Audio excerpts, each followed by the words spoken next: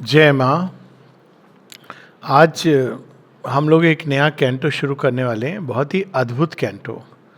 और कुछ एक ऐसे कैंटो हैं जो स्टैंड अलोन है, मतलब आपको उसके पूर्व में क्या हुआ, बाद में क्या हुआ, ये पढ़ने की आवश्यकता नहीं है, वो अपने आप में कंप्लीट है।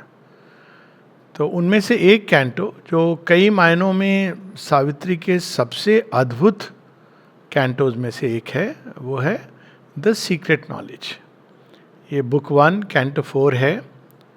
और अगर इसके थोड़े से हम कंटेक्स्ट में लाएं तो कैंटो 3 में अशुपति को आत्मज्ञान होता है, और उस आत्मज्ञान में केवल वो अपनी आत्मा के बारे में और परमात्मा के बारे में नहीं, उसमें संसार का ज्ञान जुड़ा हुआ है, क्योंकि उसके बिना आत्मज्ञान इनकम्प्लीट है। उसी प्रकाश में हम संसार को देख सकते हैं। और यह हमें बताया गया है कि ये wide God world knowledge, wide God knowledge port from above, a large world knowledge open from with in. तो एक बहुत विस्तृत ज्ञान अशुपति के अंदर प्रकट होता है, संसार के प्रति, ईश्वर के प्रति, हम सब के बारे में जो सत्य है। लेकिन वो क्या है वो हमें अभी तक बताया नहीं गया है। बुक 1 कैंटो 5 में इसी ज्ञान का एक और विस्तार है। और कैंटो 5 में है कि अशुपति भविष्य में वास्तव में इस संसार में क्या हो रहा है। ये श्री अरविंद की बड़ी अद्भुत बात है कि वो संसार को यहाँ रोक नहीं देते हैं। उनके महावाक्यों में से एक है, man is a transitional being. अपने आप में ये कहते हैं टॉनिक है। नहीं तो हमको लगता है अरे यही एंड है, और ऐसा एंड है तो क्रिएटर की क्रिएटिविटी पर भी प्रश्न चिन्ह लग जाता है। तो यह कैंटो 4, बुक 1 कैंटो 3 और बुक 1 कैंटो 5 में जो अशुपति की मूलभूत डिस्कवरीज हैं, उन्होंने क्या डिस्कवर किया है, वह सब कुछ श्री अरविंद हम सबके सामने प्रस्तुत कर रहे हैं। तो they are the discoveries made by Shri Aurobindo, जो हम लोग को रिवील कर रहे हैं। तो एक के बाद एक के बाद। और इस कैंटो का नाम है सीक्रेट नॉलेज। और ये कह सकते हैं कि वैसे तो सीक्रेट गुह्य, गुप्त, लेकिन ये गुह्यतम रहस्य जो है, ज्ञान है, वो हमें दिया जा रहा है। तो इस कैंटो में सीक्रेट नॉलेज नाम इसका इसलिए है क्योंकि यह ज्ञान किसी भी मानसिक विवेचना से, मेंटल एनालिसिस से, किसी भी मात्र इंद्रियों के साक्ष्य से ना जाना जा सकता है, ना प्रमाणित किया जा सकता है। इसका प्रमाण भविष्य बताता है, यानी एक प्रकार से इसमें मनुष्य की यात्रा, भविष्य, सब कुछ एक बीज रूप में समाहित है। और उसको हम मेंटल एनालिसिस से फ्लैशेस मिल सकते हैं। माँ बताती हैं कि चैत्य के द्वार से you can have the flashes of the supermental, किंतु आमतौर पर किसी मेंटल एनालिसिस से ये नहीं जाना जा सकता। तो ये जो होते हैं डिबेट और डिस्कशन की क्या होगा, श्री अरविंद ने ये कहा है, होगा कि नहीं होगा, ये वास्तव में व्यर्थ की एक दिमाग की उथल पुथल है, जिम्नास्टिक है। अच्छा है, जिम्नास्टिक करने से मांसपेशियां मजबूत होती हैं, लेकिन कभी कभी हम उसको अंत समझ लें तो समस्या हो जाती है। इसीलिए इस ज्ञान का जो प्रथम चरण है वो है विनम्रता, ह्यूमिलिटी बिफोर द डिवाइन। अब हम लोग बहुत भाग्यशाली हैं कि श्री अरविंद प्रसाद के रूप में यह ज्ञान हम सबके सामने प्रस्तुत कर रहे हैं। Book 1 canto 4 the secret knowledge. ये होता है ना, थ्रेशोल्ड पर खड़े, कहाँ ले जा रहे हैं श्री अरविंद आपको हाथ पकड़ के। ये सच में ये कैंटो में ये भाव आता है कि वो क्या रिवील करने वाले हैं। और I can say this with guarantee, मतलब पूरा पढ़ा है मैंने, बाकी सारा जो आध्यात्मिक साहित्य है, कि इसमें जो है इस एक कैंटो में कुछ चीज़ें हैं जो मिलेंगी आपको, परंतु बहुत कुछ है जो आपको संसार की किसी आध्यात्मिक पुस्तक में नहीं मिलेगा। And I am saying this with full responsibility. So let's start entering into the secret knowledge with Sri Aurobindo. On a height he stood that looked towards greater heights. अब एक कहानी है जिसको कई तरहों से प्रचलित किया गया है कि स्वामी विवेकानंद ने श्री अरविंद को सुपर माइंड का रास्ता बताया। तो उसको अलग अलग तरह से लोग इंटरप्रेट करते हैं। एक है कि भाई वो तो जानते थे सुपर माइंड के बारे में, तो उन्होंने ही रास्ता बताया। ऐसे भी लोग हैं जो कहते हैं कि श्री अरविंद श्री रामकृष्ण परमहंस के शिष्य थे। किंतु रास्ता बताने का अर्थ यह है कि मैं यहां तक पहुंचा हूं, आगे मुझे कुछ दिख रहा है, तुम जा सकोगे तो जाओ, मैं नहीं गया हूं लेकिन दिख रहा है। जैसे कि आप कोई बहुत बड़ी ऊंचाई पर चढ़ करके, वो हाबल टेलीस्कोप है ना, अब तो उससे भी बड़ा एक आ गया है, तो माउंटेन पर लोकेटेड है, मैं भूल रहा हूँ कहाँ पर, वहाँ से आप तारों, उत्तराखंड में नहीं, हाबल तो कहीं और है पर उत्तराखंड में भी है बहुत, आप तारे नक्षत्रों को देखते हो, गैलेक्सीज का दर्शन करते हो। तो ये नहीं कि आप वहाँ पहुँच गए, पहुँचना एक अलग बात है, श्री अरविंद वहाँ पहुँचते हैं, लेकिन पहले वो उस हाइट पर खड़े हो गए जहाँ पे ये सेजेस और सीयर्स, उपनिषदों के, वेदों के, आधुनिक काल में जैसे स्वामी विवेकानंद, ये लोग पहुँचे और उन्होंने वहाँ से दर्शन किया कि वहाँ दिख रहा है, कुछ ऐसा दिख रहा है जो शायद हमारी सारी समस्याओं का समाधान भी है, और उसकी करेक्ट अगर हमारी अंडरस्टैंडिंग हो, जानना चाहें संसार को, तो वहाँ पर है। तो वो हाइट है इंट्यूटिव माइंड की, उसके आगे अब अश्वपति देख रहे हैं और फिर प्रवेश करते हैं। Our early approaches to the infinite are sunrise splendors on a marvelous verge, while lingers yet unseen the glorious sun. प्रारंभ में अनेकानेक अनुभव होते हैं, कई लोग वहाँ रुक जाते हैं, उसी के आधार पर आप एक कल्ट बना सकते हैं, संप्रदाय बना सकते हैं। क्योंकि आपने एक मार्ग खोजा कि सुबह की, भोर की लालिमा का आप दर्शन कर सको, तो सनराइज स्प्लेंडर ये है। लेकिन पूरे सूर्य को देखना एक अलग बात है। सूर्य की पहली आभा, छठा उषा काल का दर्शन, जिसको आत्मज्ञान, एनलाइटनमेंट इत्यादि कहते हैं, और सूर्य का संपूर्ण सत्य का दर्शन, वह एक अलग बात है। What now we see is a shadow of what must come। और ये श्री अरविंद के अपने अनुभव से कई जगह वो बताते हैं।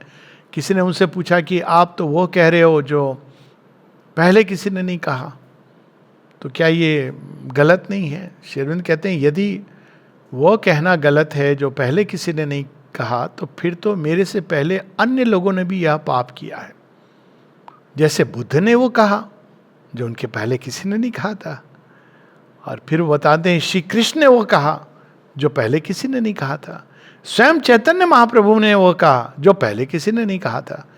तो नए रेवलेशंस के लिए हमारे वेदों में ये स्कोप है। तो कहते हैं हाँ ये सच है कि मैं वो कह रहा हूँ जो पहले किसी ने नहीं कहा, तो अब मैं क्या करूँ? आगे वो बताते हैं कि ये नहीं कि मुझे मायावाद और माया के अनुभव का ज्ञात नहीं है, मेरे जीवन में माया का अनुभव, निर्वाण का अनुभव, शून्य का अनुभव इस प्रकार से आया बिना मेरे पूछे हुए कि मे आई कम इन सर, आ गया, अचानक आ गया, ये सत्य है। कहते लेकिन मैं क्या करूं यदि उसके आगे बहुत कुछ मैंने देखा, दिखाया गया, ले जाया गया, तो मैं उसको तो झुटला नहीं सकता हूं। तो वो कहते हैं कि मुझे इसका पूरी तरह ये अनुभव भी है, संसिद्धि भी है कि निर्वाण, मोक्ष इत्यादि क्या होते हैं, किंतु उसके आगे जो है वह मुझे दिखाया गया है। तो तब उसके सामने ये शैडो लगता है। The earth's uplook to a remote unknown is a preface only of the epic climb of human soul from its flat earthly state to the discovery of a greater self and the far gleam of an eternal light। अब देखिए श्री अरविंद के वाणी को, और कई बार कैसे हम mistake करते हैं जब इसको एक इंग्लिश डिक्शनरी के माध्यम से पढ़ेंगे। अब यहाँ पर श्री अरविंद कह रहे हैं the earth's uplook to a remote unknown. भाई पृथ्वी तो वैसे ही घूम रही है, पृथ्वी किसको देख रही है, कहाँ देख रही है? वो तो वही देख रही है आकाश को, जब से वो घूम रही है। अब यहाँ हमको ये समझना है कि वो पृथ्वी केवल ये जड़ जगत की बात नहीं हो, पृथ्वी में क्या क्या निकला है, पृथ्वी से प्लांट लाइफ निकली, वो भी किधर देखता है? सूर्य की ओर। अब मनुष्य तो सूर्य के बहुत आगे गैलेक्सीज की बात कर रहा है। और बहुत सुंदर, कुछ दिन पूर्व, आज भी उसकी हल्की सी एक टाइम स्पेस की बात हो रही थी, तो लोग बिग बैंग से प्रारंभ हुआ, यही प्रचलित थ्योरी है। अब कहने लगे हैं वैज्ञानिक कि ये थ्योरी पूरा हमारे प्रश्नों के समुचित उत्तर नहीं देती है। अब जो थ्योरी है वो ये कि बिग बैंग के पहले एक साइकिल थी, यूनिवर्स एक्सपैंड हुआ, फिर कॉन्ट्रैक्ट हो गया, फिर ये बिग बैंग निकला। और वो कहते हैं अनंतता में ऐसी कई साइकिल्स हुई हैं। अब देखिए, ये रहस्य वाल्मीकि रामायण में अपने ढंग से दिया गया है। वाल्मीकि रामायण में जब हनुमान जी तो जाने नहीं देंगे, यम को नहीं आने देंगे, वो सिटी के अंदर अयोध्या में यम भी डर रहे, कहते हैं मैं आऊं कैसे? काल पुरुष की आज्ञा है कि भाई अब उनका अवतार वो समाप्त हो गया है, he has to come back, तो मैं करूं क्या? हनुमान जी बैठे हुए हैं सब जगह, वो कहते हैं मैं नहीं आने दूंगा, कहे हिम्मत तो आ जाओ तो कोई नहीं आ पा रहा है। तो राम जी हनुमान जी को बुलाते हैं, बहुत आवश्यक कार्य है, और करते करते अपनी अंगूठी एक छिद्र से नीचे डाल देते हैं। कहते हैं ओह, ये तो मेरी बड़ी विशेष अंगूठी थी, हनुमान क्या तुम ला सकते हो? तो हनुमान जी कहते हैं जरूर। तो उनके पास तो वो विद्या है जिससे वो अणु के समान छोटे हो जाते हैं, अनिमा। तो अनिमा सिद्धि से वो नीचे उसमें जाते हैं, पाताल लोक में चले जाते हैं, वहाँ उनके बहुत सारे एक्सप्लॉइट्स होते हैं। अंत में वो जाते हैं वहाँ जहाँ मुद्रिका, तो वहाँ वो अनेकों अनेकों मुद्रिकाएं देखते हैं, बिल्कुल सारी की सारी एक जैसी। अब वो कहते हैं इसमें से कौन सी मुद्रिका राम जी की है? तब ब्रह्मा जी प्रकट होके कहते हैं कि हनुमान, यह लीला पहली बार नहीं हो रही है, अनेकों अनेकों ऐसे चतुर्युग हुए हैं जिसमें यह लीला वेरिएशंस के साथ हुई है, और तुम अनेकों बार आए हो यहां पर, और ये देखो उनमें से कौन सी मुद्रिका आप इस समय वाले युग के राम जी की है, वो तुम चुन लो। तो उनके अंदर एक रेवलेशन होता है कि कोई चीज समाप्त नहीं होती है। अब उनके चिरंजीवी होने का एक ही रहस्य ये भी है। चिरंजीवी कौन है? जो ये जान गया है, मतलब ये नहीं, मैं श्रद्धा है हनुमान जी हमेशा हैं, I don't deny that, many gods are immortal, पर चिरंजीवी वह है जो जान गया है कि मृत्यु नहीं होती है, सब कुछ एक एंडलेस साइकिल में है, जिसकी बिगिनिंग है, एंड है, बिगिनिंग है, and is a new beginning. जब आप इस चीज को जान जाते हो कि कोई ऐसा, अब इसको गीता में कहा ना श्री कृष्ण ने कि जो ऐसा कोई काल नहीं था जब तू नहीं था, मैं नहीं था, और आगे भी नहीं होगा। जब आप इस रहस्य को केवल सुन के नहीं, अपने आत्मा के सत्य में एक तथ्य के रूप में जान लेते हो, तो आप चिरंजीवी होते हो। आपको मृत्यु नहीं आ सकती है, क्योंकि मृत्यु है ही नहीं आपके लिए। ये इसमें और इमॉर्टैलिटी में एक सटल डिफरेंस है, लेकिन उसमें हम लोग नहीं जाएंगे। तो यहाँ पर अश्वपति ये रहस्य देख रहे हैं कि earth's uplook to a remote unknown is a preface only. अभी तक मनुष्य जो आया ना, ये तो अर्थ ने कहा है भैया रुको, मेरी कहानी पूरी नहीं हुई है, पृथ्वी कहानी सुना रही है अपनी। मैं बड़ी हुई, मेरे अंदर प्राण का स्फुरना आई, फिर मेरे अंदर मन जागा, मैं देखने लगी, सितारों के पार देखने लगी। तो लगा अरे माय गॉड, आपकी कहानी इतनी बड़ी चल गई, अब तो खत्म हो गई। बोले नहीं नहीं, अभी तो प्रीफेस लिखा है, असली पिक्चर तो अभी बाकी है, अभी कहानी अभी बाकी है। वो क्या कहानी है? Of human soul from its flat earthly state to the discovery of a greater self and the far gleam of an eternal light. कि अभी तो मेरा प्रारंभ हुआ है, और अभी बहुत आगे मनुष्य की सोल जो फ्लैट अर्थली स्टेट, जड़ तत्व से जो आइडेंटिफाइड है, उससे जागृत होती हुई डेथलेस सेल्फ को प्राप्त करेगी। This world is a beginning and a base. अभी तो जो म्यूजिशियन है, मास्टर म्यूजिशियन, उसने तारों की ट्यूनिंग भी पूरी नहीं की है। और अगर हम वो एक क्लॉक आती थी साइकिल, मतलब जो 20 बिलियन ईयर हुए हैं, 15 बिलियन ईयर अगर हम पकड़ें, क्योंकि 5 बिलियन ईयर तो नेबुला ही घूम रहा था, एक जो भी सही गलत में मैं नहीं जा रहा हूँ, तो 5 बिलियन ईयर तो ठंडा होने में लगे अर्थ को, उसके बाद जीवन आया। तो ये 15 बिलियन ईयर में अगर मनुष्य के आने की घड़ी देखें कि एक साल में अगर हम ये 15 बिलियन ईयर्स को मापें, तो मनुष्य कब आया? जब 31 दिसंबर को मिडनाइट की क्लॉक स्ट्राइक करने लगी और उसमें भी बजना चाहिए 12 बार, तो 4 बार टंग टंग हो चुका, तब मनुष्य आया है। तभी तो श्री अरविंद कहते हैं man still a child in nature's mighty hands, in the succession of the moment lives still a child. तो यहां पर उसी का भाव है, this world is a beginning and a base where life and mind erect their structured dreams. अभी तो हमने सपने देखना शुरू किया है, आगे क्या होगा? An unborn power must build reality. अभी तो सत्य को बनाना प्रारंभ भी नहीं किया, अभी तो हम सपने ही देख रहे हैं। लेकिन वो सपने अब चरितार्थ होंगे। सपने क्या हैं? आइडियल वर्ल्ड के, आइडियल प्रेम, फ्लॉलेस हैप्पीनेस, परफेक्ट ट्रूथ जिसमें कोई एरर नहीं हो, ऐसी शांति जो किसी चीज से कभी ना सदैव बनी रहे, हार्मनी, यूनिटी, यही तो स्वप्न है, सौंदर्य। तो ये सारे अभी तो बनने शुरू नहीं हुए हैं, वो तो उसके लिए unborn power is the supramental. वो शक्ति तो अभी केवल ड्रीम से हमारा पोषण हो रहा है। जैसे बच्चा स्कूल में जाता है ना, तो उसको स्कूल में क्या, अरे बड़ा मजा आएगा, स्कूल में कैसा होगा, टीचर ऐसे होगी, तो जाता है। अब शुरू होगा धीरे धीरे उसका वो जगत जो उसको बनना है। आगे सत्य बता रहे हैं इसमें, सत्य, ट्रूथ आफ्टर ट्रूथ, सत्य के बाद सत्य का रहस्य उद्घाटन है। अब आगे देखिए, a death bound littleness is not all we are. ये देखिए ऑल शब्द कितना सुंदर। हम केवल मर्त प्राणी नहीं हैं, मृत्यु से बंधे हुए। अब यहां पर क्या वर्ड आ रहा है? केवल।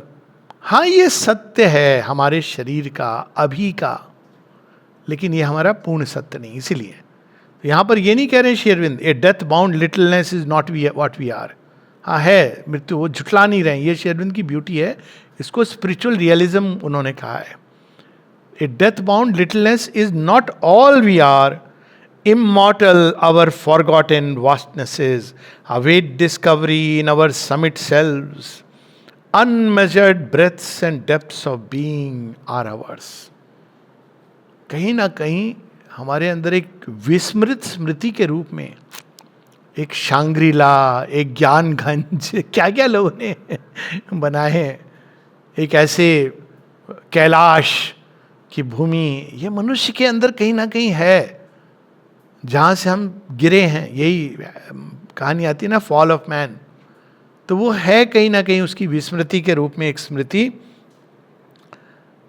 अवर फॉरगॉट इन वास्टनेस। वो कभी नहीं, वो जो जगत है जहाँ से हम नीचे आए हैं, वो मर्तलोक नहीं है, वहाँ मृत्यु नहीं होती। इसीलिए हमारे अंदर मृत्यु कितनी बार भी होती है, लेकिन मनुष्य ये नहीं स्वीकार करता है कि मृत्यु अल्टीमेट सत्य है।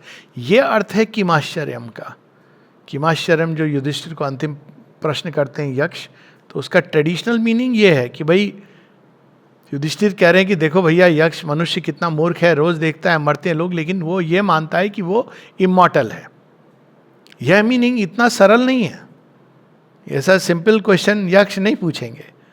इसका अर्थ यह है कि हम रोज देखते हैं मृत्यु, लेकिन कोई चीज़ है हमारे अंदर जो अमृत तत्व में विश्वास फिर भी करती है। इसीलिए मृत्यु देखने के बाद भी हम वापस एफर्ट में लग जाते हैं। आते हैं ना लोग शमशान की बात कहते हैं, देखो पता नहीं आप लोगों ने सुना होगा, मैंने तो सुना गांव में, देखो यही है जीवन, यही संसार है। हो गई बात।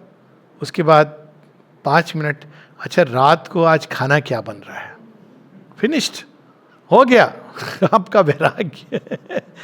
जीवन है आपको जोड़ता है, आप गिव अप नहीं करते हो, आप ये नहीं कहते हो अरे यही अंत है, क्योंकि कोई चीज है जो अमृतत्व में को मानती है। एकिन, अच्छा, इमॉर्टल और forgotten vastness is await discovery in our summit self, unmeasured breadths and depths of being are ours, akin to the ineffable secrecy, mystic, eternal in unrealized time, neighbors of heaven are nature's altitudes। even हमारी प्रकृति के अंदर ऐसी संभावनाएं हैं जो हमको देवताओं के समकक्ष लाके खड़ा कर सकती है। एकिन, उन्हीं की तरह। कहते ना देवलोक कहाँ पता नहीं, लेकिन हमारे अंदर वो, यही नारद की अद्भुत कहानी है। Narad is a Demi God, मनुष्य के रूप में जन्म लेते हैं, लेकिन देखिए मैसेंजर बन जाते हैं। Akin to the ineffable secrecy mystic eternal in unrealised time. काल की गति में वो कभी चरितार्थ नहीं हुआ, प्रकट नहीं हुआ वो सत्य, लेकिन मनुष्य की प्रकृति में कहीं ना कहीं एक मार्ग छिपा हुआ है जिसके द्वारा वो अपने देवत्व को प्राप्त कर सकता है। Neighbours of heaven are nature's altitudes, to these high peaked dominions sealed to our search, too far from surface nature's postal routes, too lofty for our mortal lives to breathe, deep in us if forgotten kinship points। वहाँ का मार्ग किसी को नहीं पता।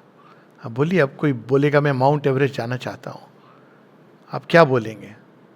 कुछ नहीं, base camp चले जाना, वहाँ से वो बाएं को एक रास्ता आएगा, उसको ले लेना, फिर ध्यान रखना वो 45 डिग्री राइट को रास्ता आएगा। कहाँ? वहाँ गुफा नंबर 22 में आपको एक योगी राज मिलेंगे। वो थी ना, कहानी थी, और एक्चुअली फिल्म आई थी ऊंचाई, पता नहीं है, कोई रास्ता नहीं, कोई पोस्ट ऑफिस वाला नहीं जा सकता, लेकिन मनुष्य के अंदर फिर भी उसकी स्मृति है, इसलिए वो जाना चाहता है और जा सकता है। अगर वो चाहेगा तो मार्ग ढूंढ लेगा और मिलेगा। Too lofty for a mortal life to breathe, deep in us forgotten kinship points. क्योंकि कहीं ना कहीं हम जुड़े हुए हैं, यही तो सारे स्क्रिप्चर्स बताते हैं। शिव के अंश हो, विष्णु भगवान के अंश हो, कृष्ण जी के अंश हो, किनशिप है, कोई चीज़ हम उन्हीं के रिलेटिव हैं। उससे कितना अच्छा है ना, कोई पूछे रिलेटिव। रशिया में एक बार पकड़ लिया था, पूछा उसने, लेकिन वो तो माँ की कृपा है, वहाँ पर कृष्णा कॉन्शियसनेस वालों से सब डरते हैं, क्योंकि वो आ करके वो क्रिश्चियंस तो कन्वर्ट करते हैं, कृष्णा कॉन्शियस वाले डबल कन्वर्ट करते हैं। वो भी बड़े इवेंजलिस्ट है। तो हम लोग पहुँचे तो हम लोग से भी वो बार बार पूछा, कृष्ण कृष्ण, हमको समझ ही नहीं आया पूछ क्या रहा है। तो मैंने कहा हिले नहीं वालों क्या पूछ रहे।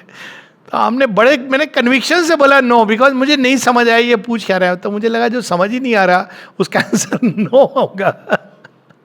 लेकिन अगर समझ आ जाता कि कृष्णा पूछ रहा है तो खड़े हो जाते, हाँ यस। लकीली समझ ही नहीं आया, उसने कहा ठीक है चले जाओ। तो मैंने बाद में पूछा, जो हमारे रशियन होस्ट थी, कि ये पूछ रहा था कुछ, क्या पूछ रहा था ये कोई रशिया में वर्ड है? बोला नहीं, वो कृष्णा पूछ रहा था। क्यों पूछ रहा था? क्योंकि तुम कृष्णा कॉन्शियसनेस वाले आदमी तो नहीं हो, अगर हो तो हम वापस कर देंगे, ये चक्कर था। कहा ओ हमें तो समझ ही नहीं आया। किश किश कुछ ऐसे से लग रहा था हमको, कुछ रशियन वर्ड होगा, किश किश, नॉट कीशा बट तो ये देखिए भगवान की महिमा है। लेकिन हमको तो यही सिखाया गया ना, उन्हीं के अंश है।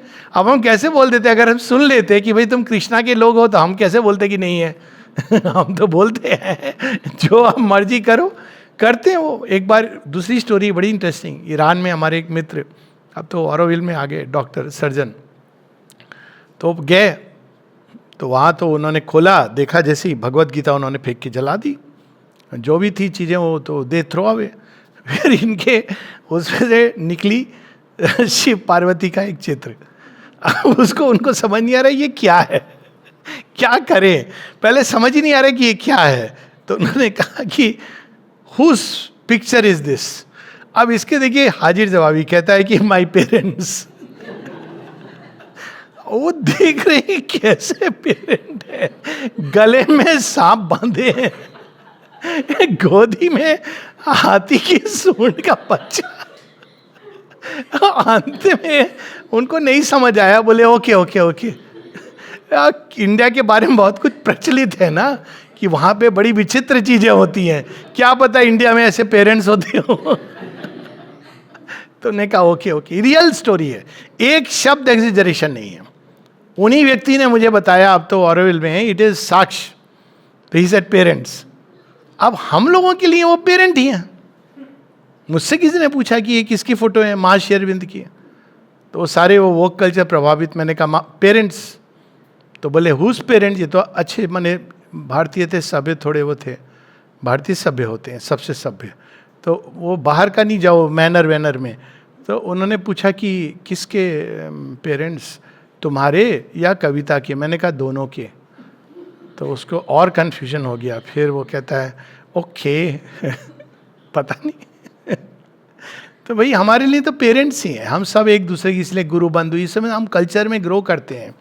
तो यहाँ पर वही है कि किनशिप, हम किसके हैं. सोचो अगर हम इस पर मेडिटेट ही करें, इसको मान ले कि भाई हम किसके रिश्तेदार हैं. कृष्ण जी के रिश्तेदार हैं. जगन माता हमारी माँ हैं. जो तुमको करना है कर लो. Already I once told to a terrorist, हम माँ काली के संतान हैं, जो करना है कर लो. वो कन्वर्ट हो गया बाद में, वो एक अलग कहानी है. खैर, तो अब क्या है कि ये deep in us A forgotten kinship points and a faint voice of ecstasy and prayer calls to those lucent, lost immensities. प्रार्थनाबद्ध जब हम होते हैं तो कहीं ना कहीं वो हमको पुकार रही हैं, कहीं ना कहीं वहाँ से पुकार आ रही है, इसलिए हम प्रार्थना कर रहे हैं. प्रार्थना करना कितना बड़ा प्रिविलेज है. बात ये नहीं कि हमको क्या ग्रांट हो रहा है, नहीं जो हो रहा है, तार जुड़ रहा है. वो भगवान क्या ग्रांट करेंगे वो ये रेलेवेंट नहीं है. आपका तार जुड़ गया. सोचिए किसके साथ, हमारे असली मामा जी के साथ. कितनी अच्छी बात है. Deepest kinship points. आगे क्योंकि प्रश्न उठेगा, लेकिन मनुष्य तो अज्ञान में है, वो क्या ये सब जानता है. आगे देखिए कितनी टॉनिक है ये lines. Even when we fail to look into our souls or lie embedded in earthly consciousness, still have we parts that grow towards the light. अज्ञान में जो सो रहा है, घोर अज्ञान में, जिसको सोल के बारे में कुछ पता नहीं, कोई वास्ता नहीं, विश्वास नहीं करता, उसके अंदर भी कोई चीज उस निद्रा तंद्रा में भी प्रकाश उन्मुख होके बढ़ रही है. जैसे धरती के नीचे प्लांट वो बढ़ता है, अपने आप बढ़ता है प्रकाशोन्मुख. उसको पता नहीं है प्रकाश वगैरह, लेकिन वो कहीं खींचा चला आ रहा है. Still have be parts. इसीलिए कई बार लोग, एक बार किसी ने पूछा था, कहा but I don't believe in God. I said doesn't matter, God believes in you. क्योंकि भगवान के लिए दूसरा कोई नहीं है. तो स्टिल हैव बी. देखिए कितनी सुंदर पंक्तियां हैं. महातंत्रा में भी कोई चीज ग्रो कर रही है. और कितने अनुभव है लोगों के ऐसे. Yet are there luminous tracts and heavens serene and Eldorados of splendor and ecstasy and temples to the Godhead none can see. Yet, अब देखिए सारी इमेजेस हैं बाहर के जीवन की जिससे वो. Yet are there luminous tracts and heavens serene. आप नहीं देख सकते हो, नहीं जान सकते हो, कोई बात नहीं है. सत्य सत्य है. बहुत से कुछ लोग हैं बद्रीनाथ केदारनाथ होके आए, अब उनको बताइए, नहीं देखा उन्होंने, नहीं देखा, कोई बात नहीं, परंतु वो है. एल्डोरेडोज. अब देखिए यहाँ पर श्री अरविंद कैसे लाते हैं ये चीजें. ये दो एकदम, कौन है जो आकाश पताल को एक साथ जोड़ दे. Yet are there luminous tracts and heavens serene and Eldorados of splendour and ecstasy. अब एल्डोरेडो पिक्चर बनी हुई है इस पर, कैलिफोर्निया वालों ने बनाई थी, उस पर बनी मैकानास गोल्ड, ये सब एक समय. तो इसमें है एल्डोरेडो कौन सी ऐसी जगह साउथ अमेरिका के बारे में प्रचलित है जहाँ खूब सारा सोना भरा हुआ है. तो उसको ढूंढने के लिए जितने चोर ये लोग सब ढूंढ रहे हैं कि वो सोना कहाँ है. तो कहते हैं एल्डोरेडो है, लेकिन कौन सा एल्डोरेडो है, अंदर में स्वर्ण छिपा है. इसको ढूंढ लोगे तो रिचेस्ट से रिच हो जाओगे, क्योंकि तब तुमको किसी चीज़ की आवश्यकता नहीं होगी. तब तुम्हारी अवस्था उस डायोनिशियस संत की तरह होगी जिसको अलेक्जेंडर बोलता है. वो छोटे से वो कुत्ता रखने के रहने की जो जगह है, टब जैसा, उसके अंदर वो सो जाता था. तो उससे अलेक्जेंडर कहता है कि मैं तुम्हारे, तुम कौन हो, मैं अलेक्जेंडर खड़ा हूं तुम्हारे सामने विश्व विजेता। तो ये कहता है कि मैं डायोनिशियस हूं जो कुत्ते के समान सो रहा हूं। उसको समझ नहीं आते क्या कह रहा है। कहता है अच्छा मैं तुम्हें जो मांगो दे सकता हूं, क्या चाहिए? तो संत उत्तर देते मेरे मार्ग से हट जाओ, सूरज की रोशनी में मैं धूप सेक रहा हूं, तुम रास्ते में खड़े हो गए हो, यह चाहिए। तभी तो वो आके भारत से लौट गया था अलेक्जेंडर, जब वो मिला ऐसे लोगों से। तो ये एल्डोरेडोस, रिचनेस, इनर रिचनेस। कई बार लोग कहते हैं ना महालक्ष्मी की पूजा कर रहा है वो पुअर है। पुअर वो नहीं है, अंदर में जो सच में कर रहा है उसके अंदर बहुत वेल्थ है अंदर की। पुअर तो वो है जिसका बैंक भरा हुआ है लेकिन जिसकी पॉकेट और दिल दोनों खाली हैं। गरीब तो वो है जिसके हृदय में संकुचन है, वो गरीब है। फैक्ट है, ये तो रियल चीज है। माइक जे कहती you are rich by the wealth that you can give, not by the wealth that you have. तो Eldorados and temples to the godhead none can कैन सी। ऐसे देवता हैं जो अभी अभी छिपे हुए हैं, अभी भी छिपे हुए हैं, जिनको मनुष्य ने देखा नहीं और जिनके मंदिर नहीं बने। A shapeless memory lingers in a still and sometimes when our sight is turned within, earth's ignorant veil is lifted from our eyes. Shapeless memory, देखिए कैसे डिफाइन कर रहे हैं। होती ना मेमोरी की, कुछ तो है जो हम भूल रहे हैं, कुछ है समझ नहीं आ रहा क्या है।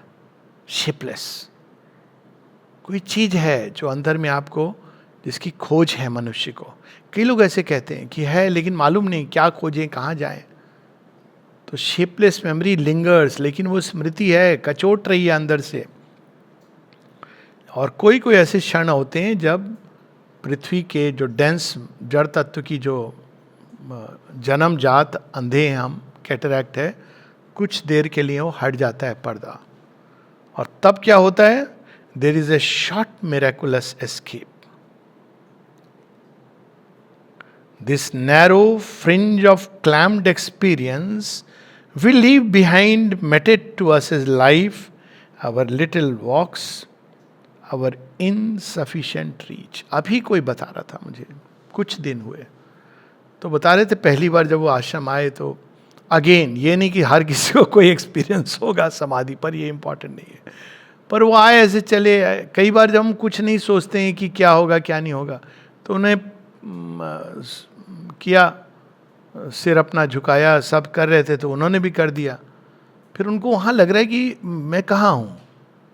फिर जब उन्होंने सिर उठाया तो उनको यही नहीं समझ आ रहा है कि वो कहाँ है, मतलब उनको शरीर का भान समाप्त हो गया। तो वो जो है कोई चीज है, एक क्षण के लिए पर्दा हटा। ये नहीं कि ये इससे जीवन बदल गया या महायोगी हो गया, ये सब नहीं, लेकिन कुछ क्षणों के लिए। और हम कहीं भी हो सकता है, कोई आवश्यक नहीं है। जब मौका अवसर आता है, आप किसी पहाड़ के सामने खड़े हो, समुद्र को देख रहे हो, कोई पेंटिंग को देख रहे हो, किसी व्यक्ति की बातें सुन रहे हो, और अचानक एक कहीं और खो जाता है व्यक्ति। शॉर्ट मिरेकुलस एस्केप, कुछ क्षणों के लिए वो कुछ दर्शन करता है, फिर वापस आता है। तब वो कहता है कि ये जिसको हम जीवन कह रहे थे तो जीवन है ही नहीं, असली जीवन तो हमने जिए ही नहीं है अभी तक। Our little walks, our insufficient reach, तो वह जीवन है ही नहीं। जीवन क्या? अब देखिए, अब उपमा देखिए, क्या अद्भुत बात है। We must enjoy this. We leave behind, mated to us is life, our little walks, our insufficient reach. आजकल ये मुश्किल होगा कनेक्ट करना। जो लोग बचपन में गांव में पले बड़े हैं वो जानते हैं, गांव की लिमिट क्या होती थी? मोहल्ला। अभी भी कई लोगों की मोहल्ला मेंटालिटी होती है। मोहल्ला मेंटालिटी है, उसके जीवन में क्या हो रहा है, उसके घर में कौन आया कौन नहीं आया, इसको बोलते हैं मोहल्ला मेंटालिटी। मैं तो यही बोलता हूँ जब कोई पूछता है तो अभी मोहल्ले से बाहर नहीं आए हो। और मोहल्ले में क्या होता था, शाम को जॉबलेस, अब क्या कर, टीवी भी नहीं होता था, लोग अब बैठते थे, चर्चा करते थे। तो मुझे एक दिन याद है, चर्चा हो रही थी क्या कि अपोलो चांद पर पहुंच गया है। तो चर्चा हो रही थी, ये असंभव है। आई वॉज ए चाइल्ड, 69 ऐसे कुछ ईयर में भूल रहा हूँ, ऐसे ही 8-9 साल का बच्चा, और बड़े बड़े सीरियस भाव से चर्चा हो, ये हो ही नहीं सकता है। लॉजिक क्या थी, शिव जी के सिर पर चांद है, तो ये शिव जी के सिर पर कैसे पहुंच सकते हैं। अब मैंने जब सुना मुझे बहुत हंसी आई, because it was so evident to me कि ये बात अलग है। तो फिर बोले नहीं, तो ज्यादा तर्क मत कर, पहुंच नहीं सकता है क्योंकि शिव जी। मैंने कहा पहले तुम कौन से शिव जी तुमने देखे नहीं, मानो वो शिव जी के सिर पे चांद, वो एक प्रकाश, वो क्या है, उस समय जितनी बुद्धि थी, अब उसको पूरी तरह समझ आ गया है, लेकिन उस समय ये होती थी कि अरे ये बात, वो भी नहीं कह रहे कि हम शिव जी के सिर पे पहुंचे, आप लॉजिक को कनेक्ट कहाँ कर रहे हो। लेकिन ये होता है, वो मोहल्ले में बैठ के लिटिल रिचा, उसी में लोग जीते थे, मर जाते थे, और उनके बड़े बड़े वो होते थे क्या क्या, जैसे कोई पहली बार कोई बॉम्बे घूम के आया तो ऐसे होता है जैसे विदेश होके आए, बॉम्बे से क्या लाए, क्या हुआ, दैट्स हाउ पीपल थॉट, क्योंकि वो एक मोहल्ले के अंदर वही सीमा है, लिटिल वॉक्स, इनसफिशिएंट रीच। तो एक कैलेडोस्कोप आता था, तो वो 10 पैसा देके उस समय हम लोग देखते, उसमें 10 चित्र होते थे, आप दूरबीन उसमें दिखाइए, तो वो कहते थे बम्बई का ये देखो, दिल्ली का वो देखो, फला का, हैदराबाद का ये देखो।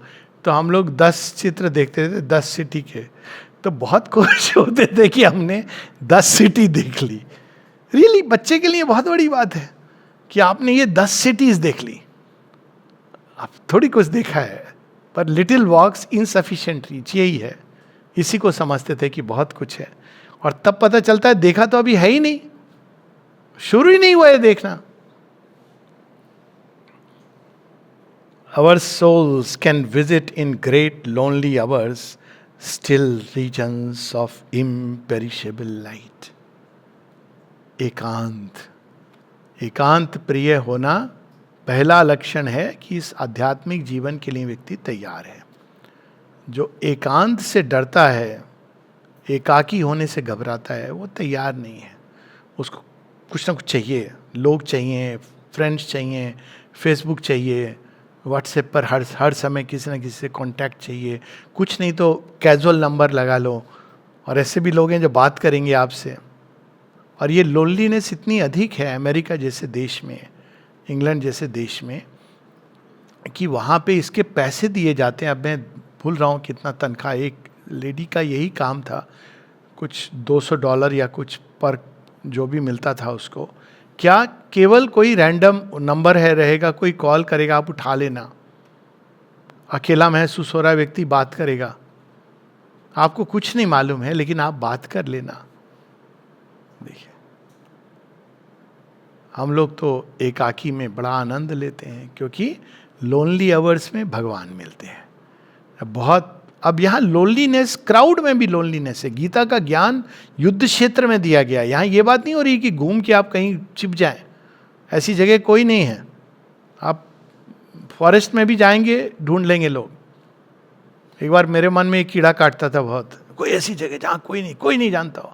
तो तारा दी ने कहा चुप रहो, कोशिश मत करो, तुम जहाँ जाओगे ढूंढ के निकाल लेंगे लोग। तो कहा बात तो सही है, क्राउड में भी आपको लोनली फील, मतलब एलोननेस का जॉय आना चाहिए। पर ये यहाँ पर उसका है कि लोनली आवर्स की बात है, जब आप उस प्रकाश में जागने लगते हो जो इम्पेरिशेबल है, जो कभी नष्ट नहीं होता। All seeing eagle peaks of silent power and moon flame oceans of swift fathomless bliss and calm immensities of spirit space. Imperishable light का रीजन है जहाँ का प्रकाश कभी क्षीण नहीं होता है, अक्षितम है, अच्युतम है, और साथ में क्या है, काम इमेंसिटीज ऑफ स्पेस, जहाँ ऐसा लगता है कि इस शांति का कोई अंत नहीं है, शाश्वत शांति।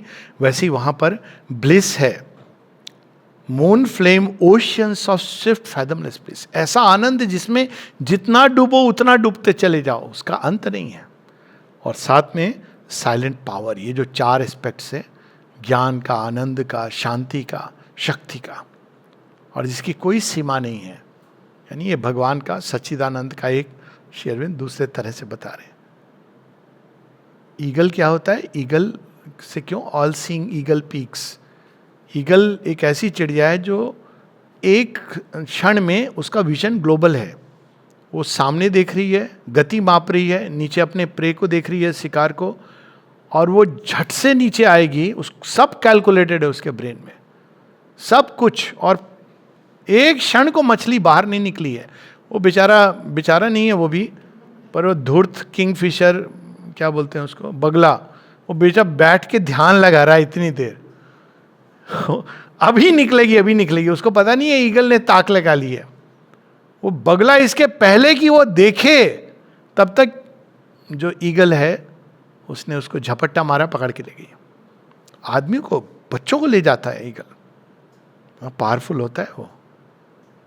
तो वो ईगल सिंग, वहां शक्ति भी है, विजन भी है, डिविनाइज्ड वाइटल है वो। एक समय जब मनुष्य के अंदर ये चीज आएगी, इंट्यूटिवाइज्ड वाइटल या डिविनाइज्ड तो अल्टीमेट हो गया। इंट्यूटिवाइज्ड वाइटल, जिसके अंदर इंट्यूशन से दृष्टि आ जाती है और वही शक्ति कार्य करती है और एकम्प्लिश करती है। अब आगे बता रहे हैं कि ये तो कुछ क्षणों में ऐसा होता है, लेकिन कभी कभी भगवान स्वयं चुन लेते हैं किसी किसी को अपने सत्य को रिवील करने के लिए। श्री अरविंद का अपना अनुभव है। वो कहते हैं मैं क्या करूं, यदि भगवान ने मुझे चुनकर अपनी सारे रिचेज मुझे दे दिए, क्राउन पहना दिया, तो मैं क्या करूं? लोग कहते हैं he was hunting after siddhis, पर ऐसा तो कुछ भी नहीं है। उन्होंने पकड़ के मुझे सब दे दिया, तो मैं क्या उसको मना करूं? ये तो गिफ्ट्स हैं उनके। उसका वर्णन है, sometimes the inexpressible mystery elects a human vessel of descent. अब देखिए ये एक दूसरी बात हो रही है। कभी कभी इसको अगर आप कंपेयर करेंगे तो विभूति अवतार, इस जो योग का वर्णन है गीता में, उसमें क्यों चुन लेते हैं भगवान किसी को? उनकी मर्जी।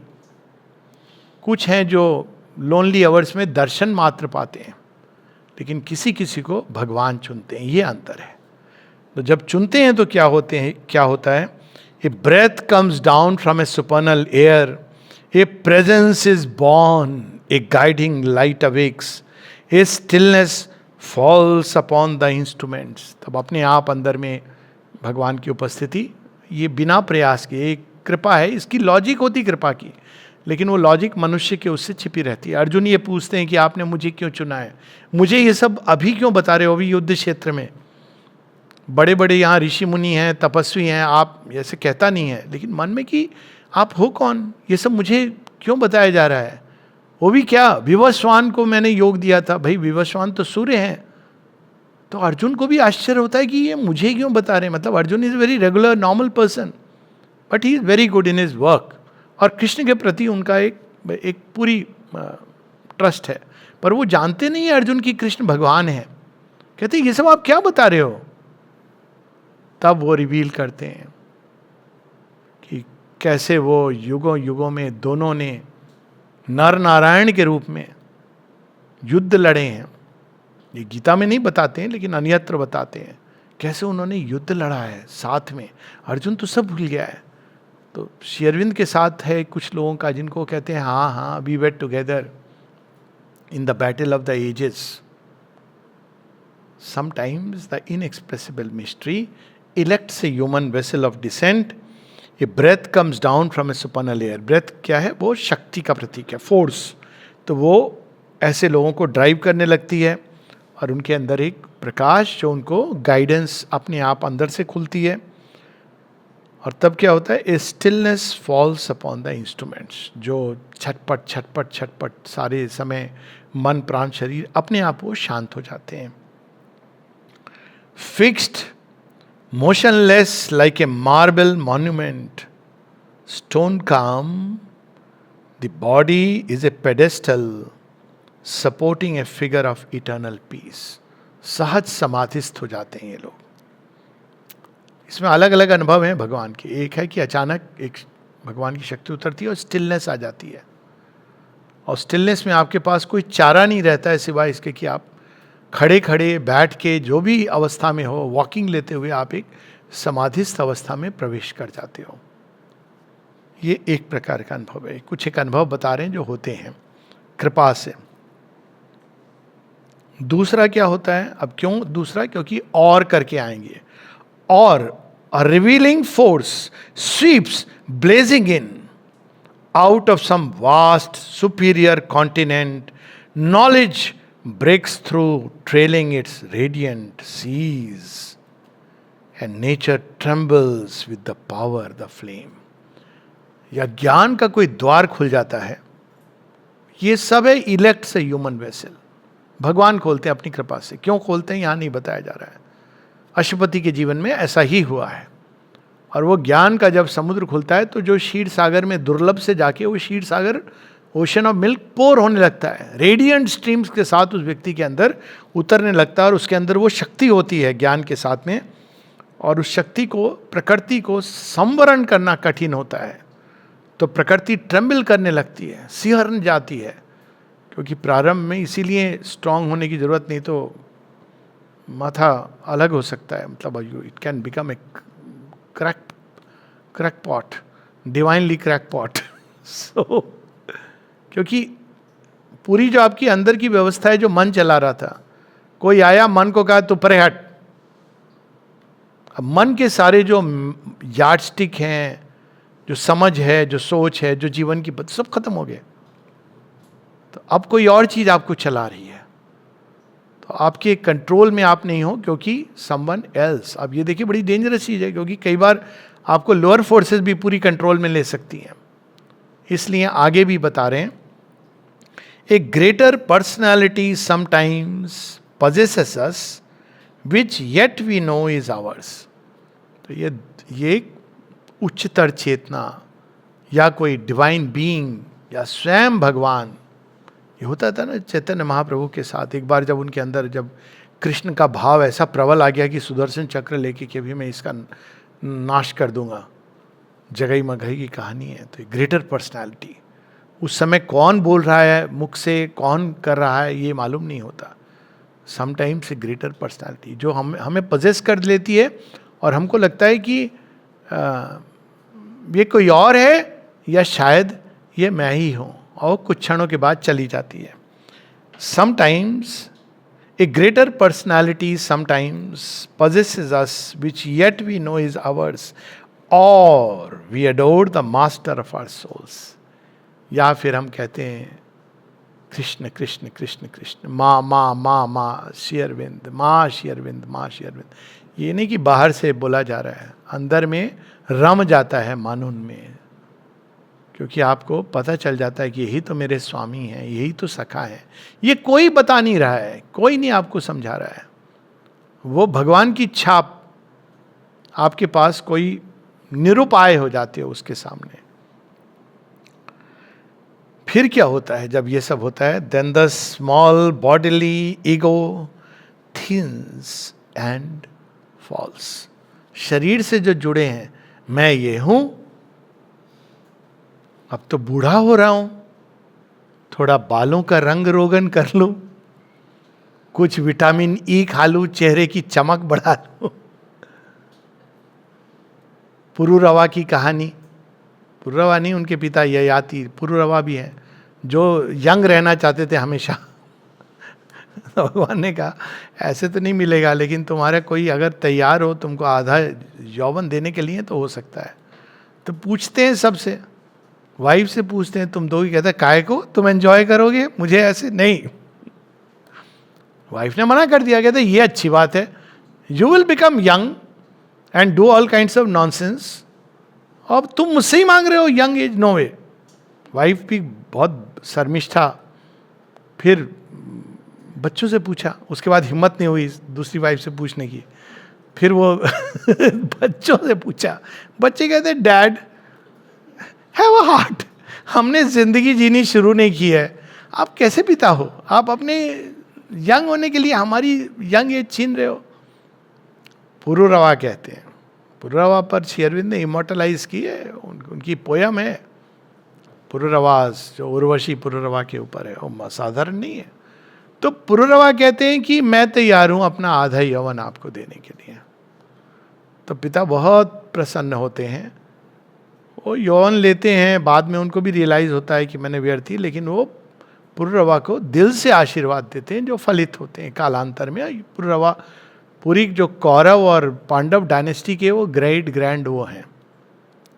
तो पुरुरवा और वशी की पूरी कहानी श्री अरविंद ने इमोर्टलाइज की है।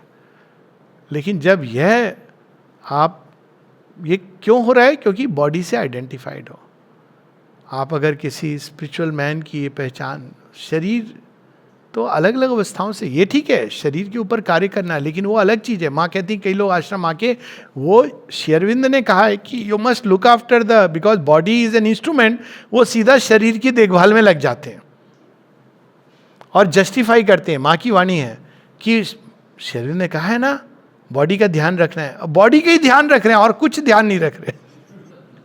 सोल, स्पिरिट, माइंड, हृदय, बॉडी का ध्यान रखना है ना। श्री अरविंद ने कहा है इंपॉर्टेंस है बॉडी का। आपका बॉडीली ईगो थिन्स है हाँ, लेकिन तब आप इससे जुड़े नहीं रहोगे। आप वैसे ध्यान रखोगे जैसे एक cup of glass on the table, हर चीज का ध्यान रखोगे, वैसे शरीर का भी ध्यान रखोगे। ये नहीं कि उसमें आप जुड़ गए। तो यहां bodily ego thins and falls, no more insisting on its separate self. तब ये होता है कि all bodies are one body. क्या फर्क पड़ता है इस शरीर में, उस शरीर में, अगले शरीर में? भगवान का काम होना चाहिए। All bodies are one body. No more asserting on its separate self, losing the punctilio of its separate birth। क्या मतलब वर्ड, मजा आ जाता है। पंक्टिलियो, पंक्टिलियो होता है बहुत छोटा से छोटा पॉइंट, इंटेंस पॉइंट, जिसको हम समझते हैं ना ये मैं हूं, मतलब हम सिकुड़ गए बुरी तरह। माँ कई बार बताती हैं अपने डिसाइपल को, एक तो उनकी पूरी उसमें, you think I am this, you think I am this. जब वो डिसाइपल कहते हैं माँ आप कहाँ कैसे, कहते तुम क्या समझते हो, मैं यह हूं, ये शरीर हूं, पिंच करके बताती हैं you think I am this. फिर कोई डिसाइपल कहते हैं माँ आप इतना कम खा रही हो, कैसे होगा? कहते हैं तुमको ये लगता है कि मैं तुम्हारी एक ब्रेड खा करके जिंदा हूं। तो चपकलाल स्पीक्स में है कि उन्होंने कहा माँ बहुत कम है, आप पूरे दिन में एक ब्रेड खा के कैसे रहेगा? तुमको लगता है कि मैं एक ब्रेड खा करके, ब्रेड खा करके जिंदा रहती हूं। लेकिन हम लोग फिर भी, मनुष्य तो मनुष्य है, क्या कहता है अब माँ नहीं रही, तुम्हारे लिए नहीं रही। क्योंकि तुम केवल शरीर को देखते हो, देह आत्मबोध है। लेकिन जो आत्मा को देखते हैं उनके लिए माँ सदैव है। यही डिफरेंस है देह आत्मबोध और शुद्ध आत्मबोध में। तो यहां पर वही है। फिर क्या होता है? Losing the punctually of its separate birth. शरीर एक केवल एक इंस्ट्रूमेंट है। गाड़ी में बैठ रहे हो या घर है, पर आप ये थोड़ी बोलते घर ही मैं हूं। आप सोचो कोई व्यक्ति गाड़ी में बैठ के जा रहा है या स्कूटर में, कोई कहे आप कौन है, जानते नहीं हो मैं ये गाड़ी हूं, मेरी पहचान ये है, जानते हो इसका मेक। अच्छा कई बार लोग पूछते हैं मूर्खतावश, मेरे जैसे व्यक्ति से मुझे रियली नहीं मालूम है कौन सी गाड़ी क्या होती है। मारुति में भी कंफ्यूज हो जाता हूँ, तो मेरे को सब गाड़ी मारुति लगती है।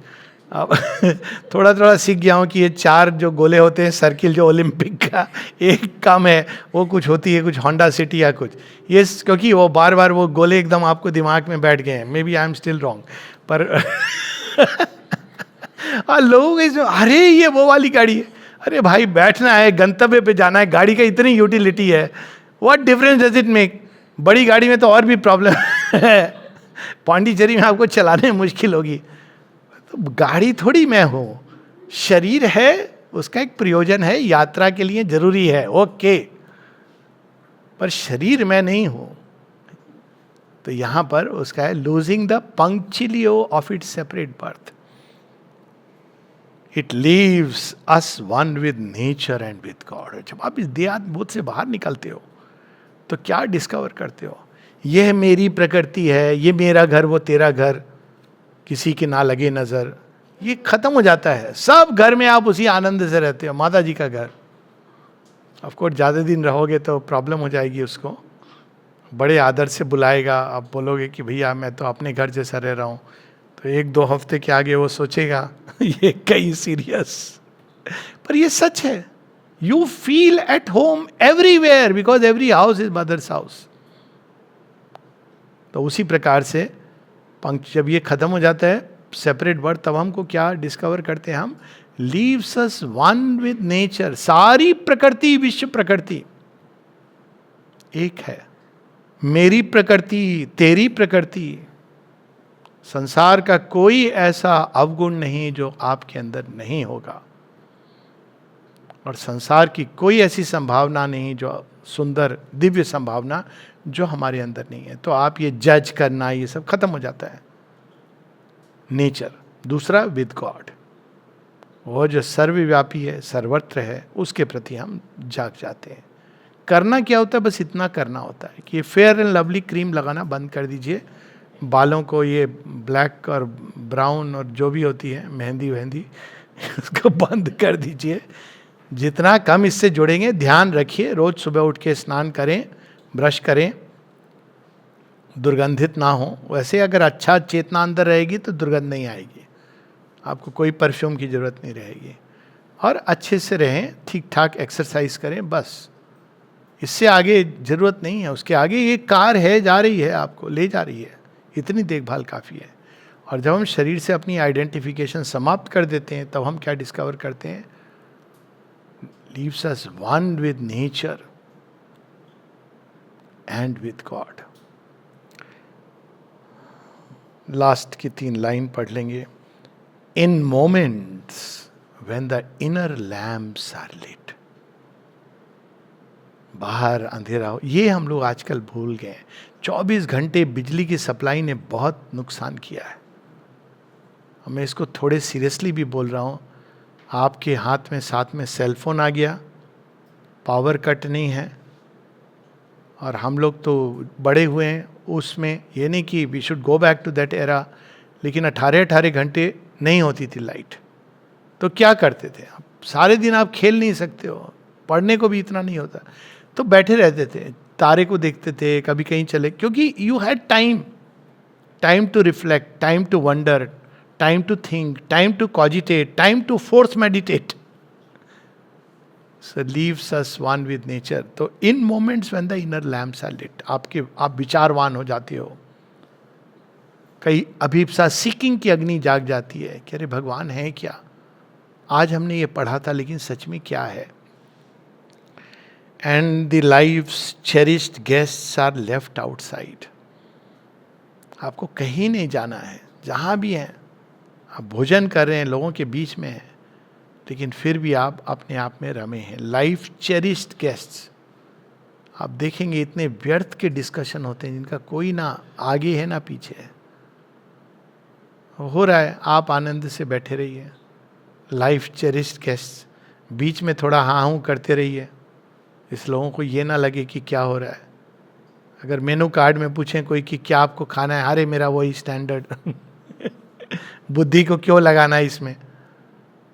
तो आप अंदर में अंतर्मुखी होके लाइफ चेरिश गेस्ट, चाचा मामा ताऊ पत्नी बच्चे सब बाहर हैं, ये डिज़ायर वो डिज़ायर बाहर है.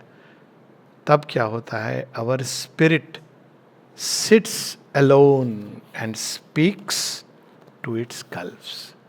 ये जो अवसर होते हैं, ये देव मुहूर्त या दिव्य मुहूर्त होते हैं. उसमें करना क्या होता है? वो ये सारी चीज़ें जिनसे हम जुड़े हैं, बुरी तरह लगे, इनके बारे में चिंताओं ने घेरा हुआ है. एक लाइन है गीता में कि चिंता कौन करता है. तो जब मैंने पहली बार पढ़ा था मुझे बड़ा आश्चर्य लगा था. कहते हैं कि ये जो असुर स्वभाव के लोग हैं ना, बहुत चिंता करते हैं. मैंने कहा यार चिंता करने में क्या बुरा है? लोग तो चिंता तो आप करते हो ना अपने लोगों की.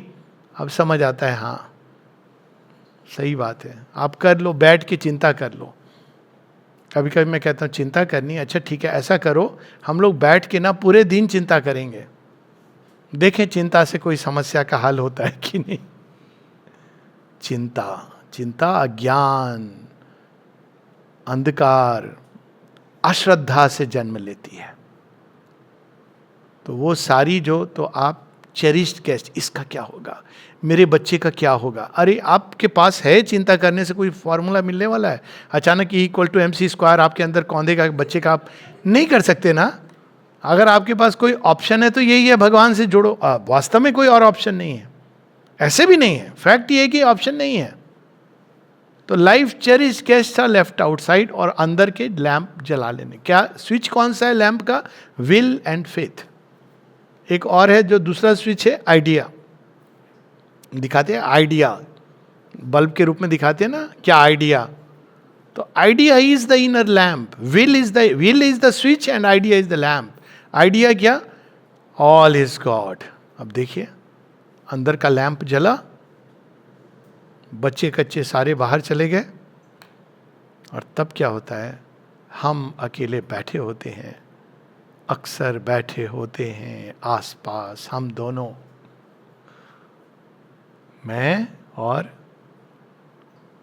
प्रभु। और फिर बाद में प्रभु जब आ जाते हैं, प्रभु, और बाद में एक हो जाते हैं।